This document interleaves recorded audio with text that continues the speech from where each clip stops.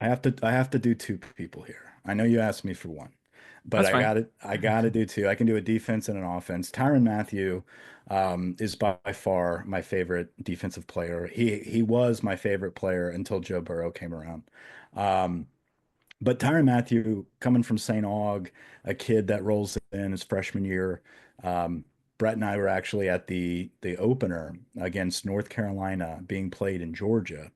Can't remember the exact year, but it was Tyrann Mathieu's freshman year, and we didn't know how to say his last name because it was spelled like Mateo, or we knew it was some kind of French, slang to it, and so we didn't want to butcher it, so we just did whatever we felt like.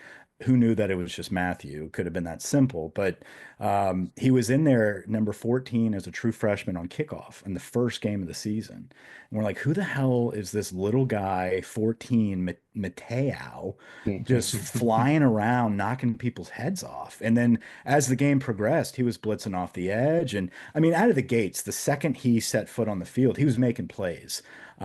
He had an incredible freshman season, and then he, got the hand-me-down number 7 for his sophomore year.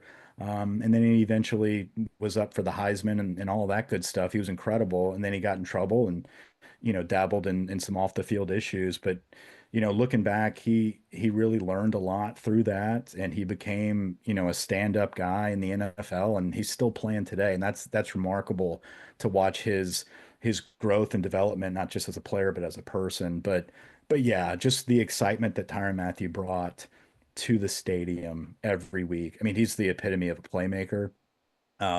Exciting, energetic, just a ball of energy every single snap.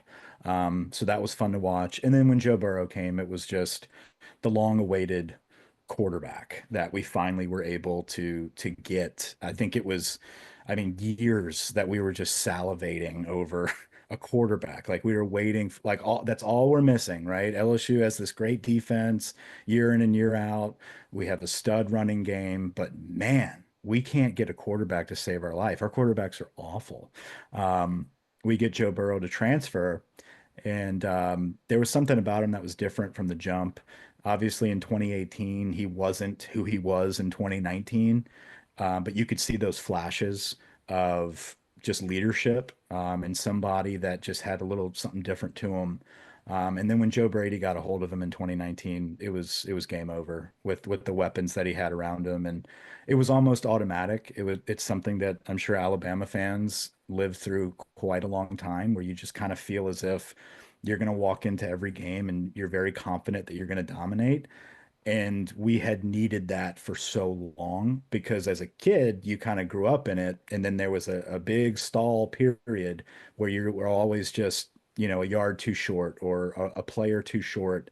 And then we finally put it together in 2019. And so it was a long awaited celebration, but it all centered around Joe Burrow. So he has to be my offensive favorite.